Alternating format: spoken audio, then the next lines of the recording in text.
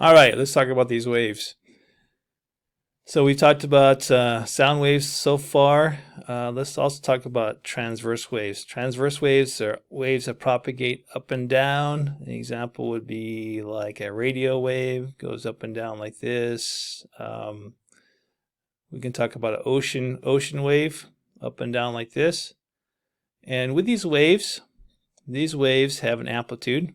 Amplitude is defined as being from the center to the very top, which we sometimes call a crest, or from the center to the bottom, which is called the trough.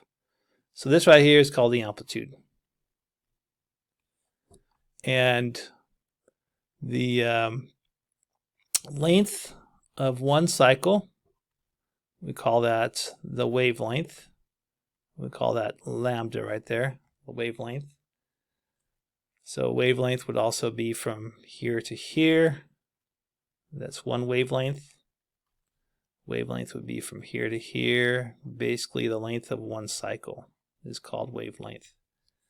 The period, which we talked about before, the period is a time for one cycle. So time for one cycle.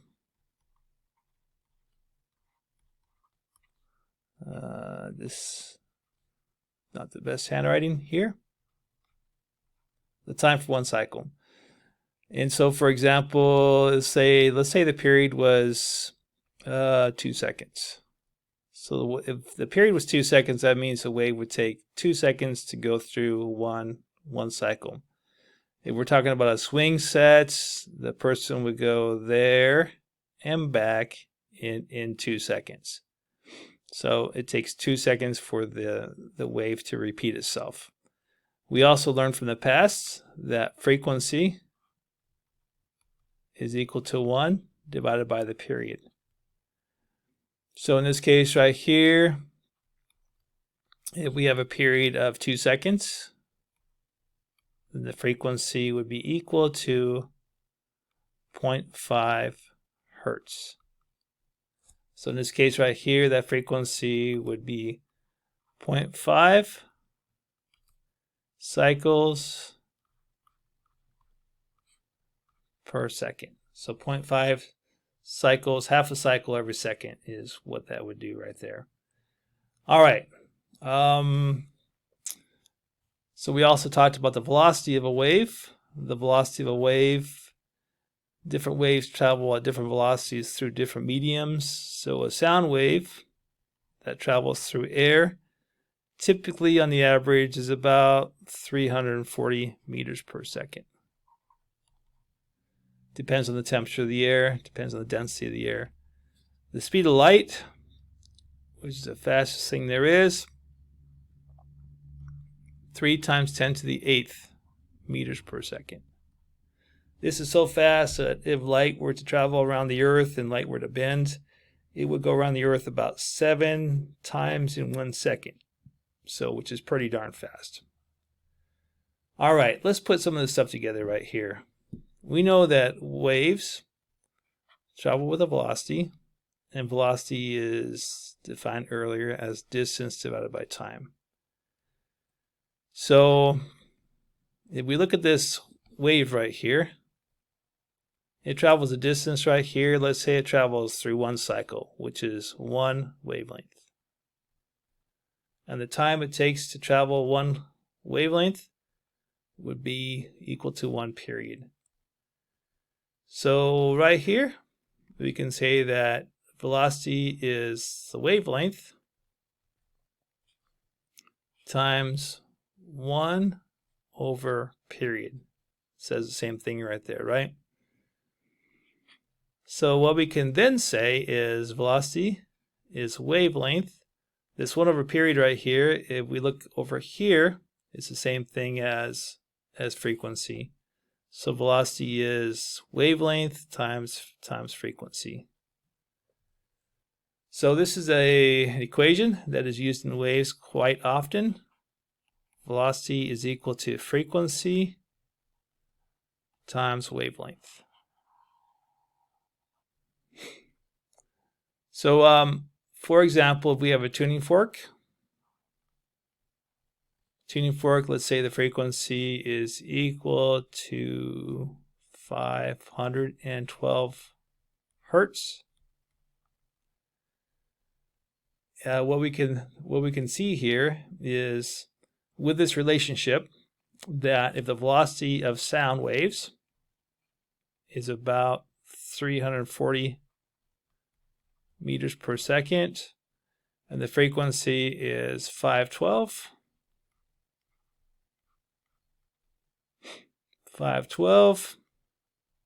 the wavelength can be pretty easy to find. So the wavelength then, if we go 340 divided by 512, I get a wavelength of about 0.66 meters. So this tuning fork right here, it oscillates back and forth. And what it does, it creates a high pressure and then low pressure. High pressure and low pressure. High pressure and low pressure. High pressure and low pressure. High pressure and low pressure.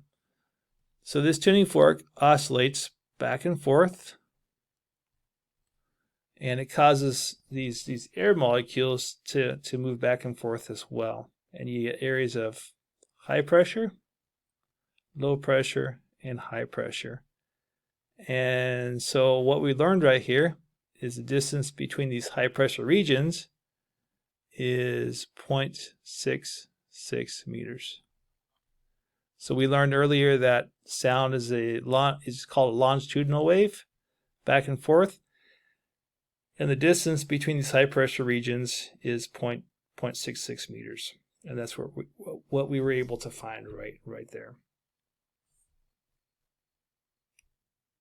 Something that's important with this formula right here that we're talking about is this relationships.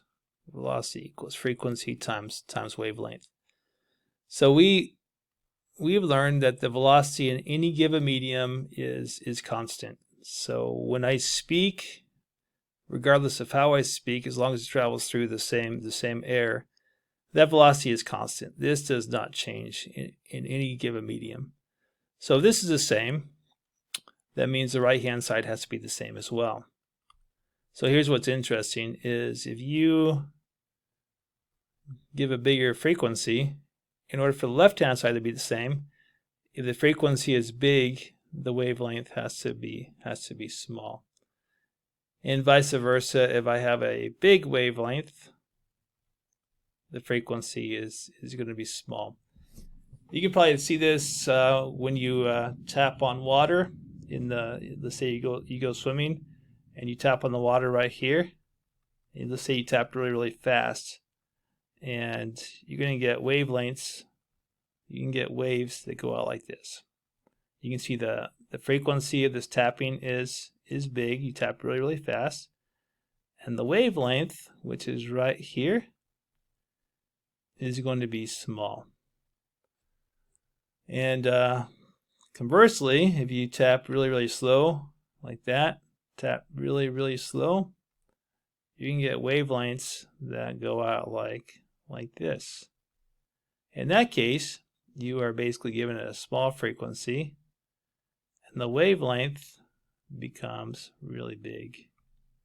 So big wavelength right there. So there is that relationship between frequency and wavelength. We say that frequency and wavelength are inversely proportional.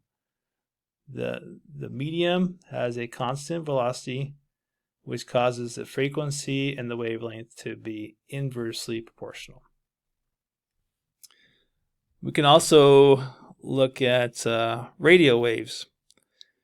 If you think about your favorite radio station on the dial, my favorite radio station is it's 97.9. Some nice rock and roll there. And have you ever thought about what that actually means when you tune in your radio station? This actually, in fact, if you even look at your radio, sometimes you'll see at the top, you'll see this right here. And that's basically telling you that this radio station is a frequency. And the frequency of this radio station is 97.9 megahertz. So 97.9, mega means million. Think about mega millions.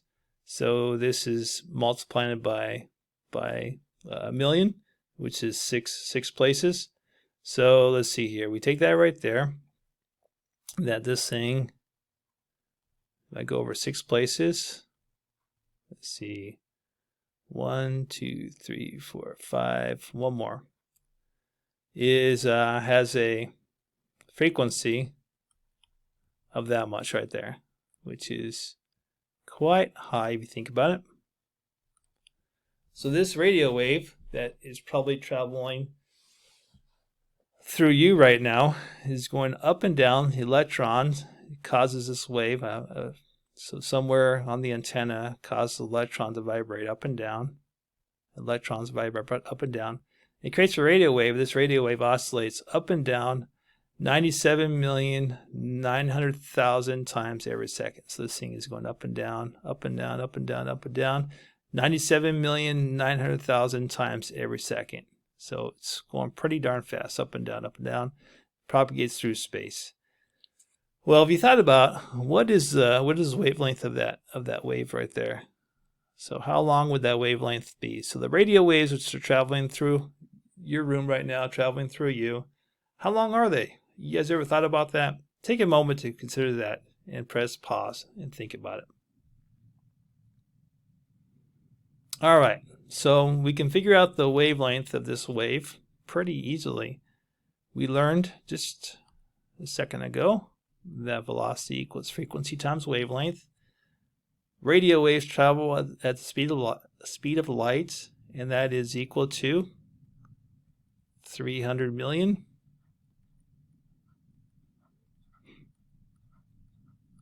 meters per second. And that frequency is 97,900,000 hertz.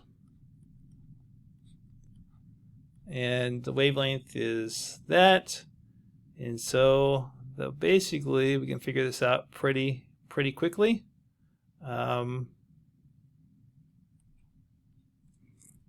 So we got 300 million divided by that. Divided by that. 97,900,000 hertz. And these right here will divide out, as well as we got 2 zeros right there. So we comes out to be 3,000 divided by 979, and we can figure out the wavelength. And that wavelength right there comes out to be 3,000 divided by 979. You get 3.1. So that wavelength comes out to be 3.1 meters. So the distance right here between crest to crest is